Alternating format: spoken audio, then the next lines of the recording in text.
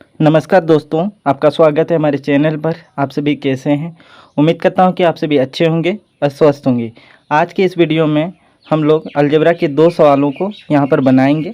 पहला नंबर का प्रश्न है, यदि a जोड़ b बराबर 5 है और a घटा b बराबर 3 है तो हमें इसमें a स्क्वायर घटा b स्क्वायर का मान निकालना है। ठीक है, तो देखिए यहाँ पर क्या क्या चीज़ें दे दी गई हैं। सबसे पहले हम उसे लिखेंगे। तो देखिए यहाँ a जोड़ b बराबर 5 दिया गया है। ठीक है, ए जोड़ बी बराबर 5 दिया गया है और ए घटा बी बराबर यहाँ 3 दिया गया। हमें क्या निकालना? तो हमें ए स्क्वायर घटा बी स्क्वायर का मान निकालना। ठीक है, तो देखिए ए स्क्वायर घटा बी स्क्वायर जिसका फॉर्मूला जो होती है वह होती है ए घटा बी गुना ए जोड़ बी। ठीक है, ये फार्मूला होती है। आप इसे ऐसे भी लिख सकते हैं, ए जोड़ बी गुना ए घटा बी, ऐसे भी लिख सकते हैं। अब देखिए ए घटा बी बराबर कितनी है? 3 है।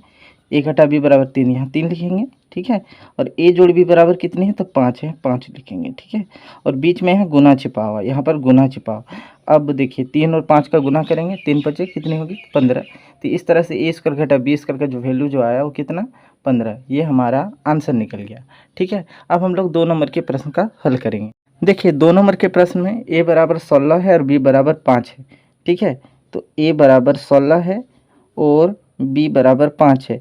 तो हमें यहाँ पर a स्क्वायर जोड़ b स्क्वायर जोड़ ए बी बटा ए क्यू माइनस बी क्यू का मान निकालना। ठीक है, तो एक बार हम लिखेंगे। ठीक है, ए स्क्वायर जोड़ बी स्क्वायर जोड़ ए बी बटा ए क्यू माइनस बी क्यू, इसी का मान निकालना। ठीक है, अब यहाँ पर देखिए एक बार हम उतारेंगे, ए स्क्वायर जोड़ बी स्क्वायर जोड़ ए बी बटा, अब यहाँ ए क्यू माइनस बी क्यू है। ठीक है, और ए क्यू माइनस बी क्यू का जो फॉर्मूला जो होती है वह होती है ए माइनस बी गुना ए स्क्वायर। ठीक है, जोड़ बी स्क्वायर जोड़ ए बी होती है, ये फॉर्मूला होती है।